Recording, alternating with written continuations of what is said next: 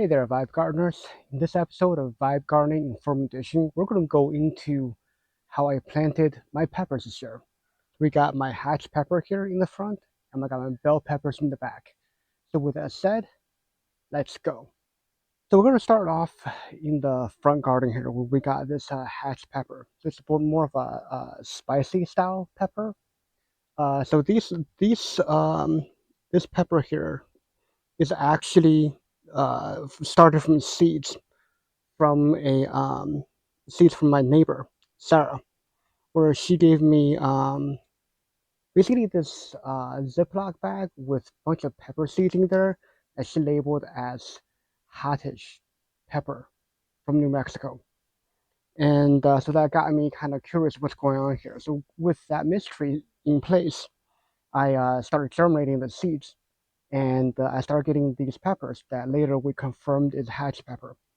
And then she told me it's also kind of a Navajo variant that she got from her travels, which is pretty awesome. So, well, here they are. And so this year, one of the main things that really made a big difference is the heat wave we got in Southeast Michigan. So we actually had multiple heat waves, which made it very challenging for traditional peppers we grow in this area. But for these New Mexico hatch peppers, it was actually the ideal climate.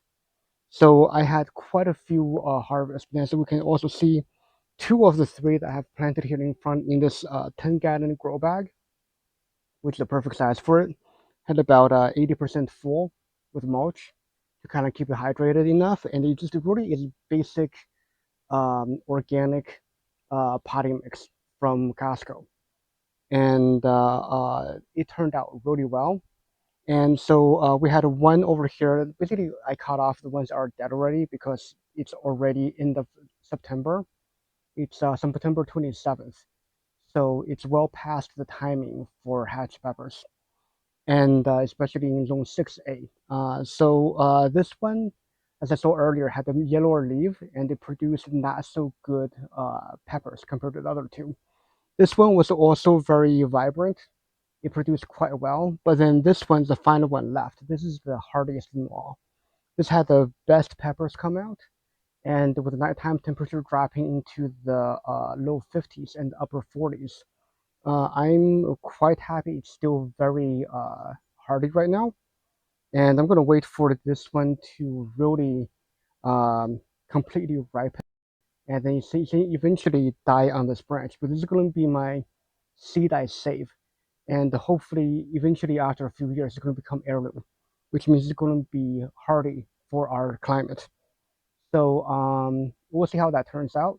But hatch pepper this year with a heat wave really helped it give very good harvest, especially with the low watering, which kind of really mimics some of its native climate in New Mexico.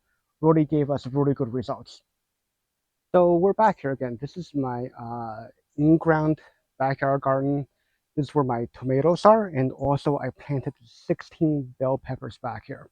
And the main reason why I kept them in the backyard and then the hot pepper, hatch pepper in the front, meaning is that I want to keep them separated so the pollinators don't cross-pollinate the two peppers.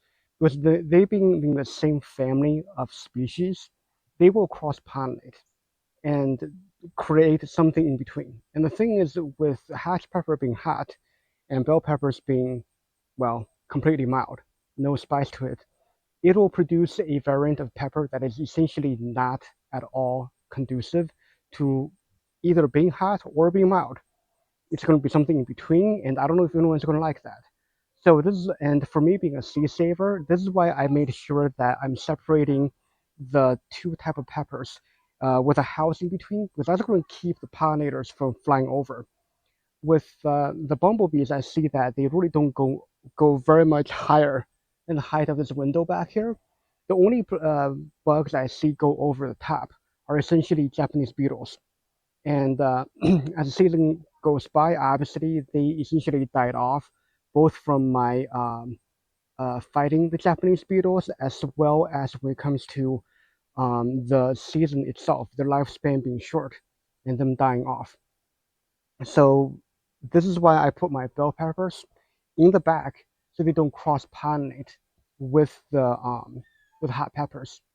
And the other issue that happened this year that made it very challenging, like I said, is the heat waves, which was great for the New Mexico patch peppers, which are designed for this type of weather. But for the bell peppers, they're not really, even though they're hot, tropical, loving plants, the temperature, once it gets above 85 degrees Fahrenheit or about 25 Celsius, it becomes a little harder for them to be able to retain their flowering and be productive. So once it gets into the 90s or more, which is I think by that point we're talking about 30 degrees Celsius, the flower starts dropping and they become sterile, which is why this year I didn't even see any bell peppers start forming until the beginning of August, which is very unusual. Because last year when I started the bell peppers, I was getting bell peppers starting around June or July. So it's with the short growing season here in Southeast Michigan. This is really significantly reducing my growth and harvest time, which really led to what it is. And because of that, generally speaking, like this video from M.I. Gardner, you really want to be pruning your bell pepper flowers so that only a certain amount of fruit will produce every year. Because of the condensed season, with only really August, with 1 month of fruiting, I figure, yeah, it's not going to be as big per pepper, but because of the condensed season, I might as well get what I can out of it. So I did not prune. I did not, I just let it go. I maybe took one off when I saw that was getting too heavy, but really I just kind of let it do whatever it was going to do because I figured this season's going to be special. I'm going to let it just vibe. As you can see, with pretty much everything this season that is behind this plastic fence, it all got pretty tall because of overcrowding and also the fact that the plastic fence is a little bit of sun blocking. And so the leggedness has become a real issue with these peppers, which, as M.I. Gardner put in his video, is not something you want as they flapped over, as you can see here. It's not detrimental to the growth here. As you can see, it's being supported by the other things around it. As I'll show you in the next clip, it's actually getting held on by the fence. But it definitely made for a very unhealthy situation for these peppers. So as you can see here, this is one of the bell peppers, the red one, the California prize from Botanic Interest. It is getting red now, and it's quite beautiful. This is actually my most mature California prize this season, and it is quite beautiful. And as you can see here, it is absolutely getting support from the plastic fence for the bunny support protection. So bunny were not particularly interested in bell peppers. They were a real problem with the other uh, produce in this garden, and that's why I put it up. But as you can see here, it did create legginess, but also to solve that legginess, it became support the pepper to lean against it. And I think in another week or so, this will be fully red, and it will start green and becomes red. And yeah, so these are the red ones, and I have a few yellow ones as well. Another thing is you see how healthy and big these are. That's because it is really close to the beginning of the soaker hose. It's getting the most water pressure, so the best water flow from the hose right here. And as I was showing the next clip, it's at the end of the soaker hose. The decreased water flow will definitely show quite a bit there. So this right here is the end of the in-ground garden with tomatoes. As you can see, kind of vibing with the tomatoes. And laying here on the ledge is one of the peppers. This is at the very end of the garden here. So the very end of the soaker hose. And so it's getting the least amount of water from the reduced pressure from the soaker hose. As you can see, it's still growing, but it's very elongated. And I guess this is what a water deprived bell pepper looks like. It's nowhere near the maturity of the pepper that we saw near the hose, the faucet. But here, what we're seeing is that it's elongated from a lack of water. So I'm guessing this is kind of what happens when you get lack of water because all along it, I see it getting more elongated as it gets near the end. So in this episode, we'll talk a little bit about how I went through this season with both my bell peppers and hot pepper.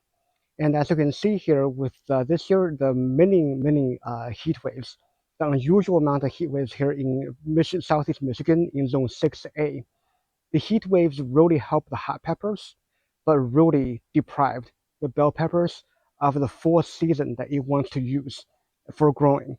So I hope that helped you guys see the kind of growing patterns of these peppers, the stuff I went through, and unfortunately, there's not much things to go with because of the reduced growing season. Um, this will help you going forward with your bell pepper and hot pepper experience. So with that said, let's garden and vibe. Let's go.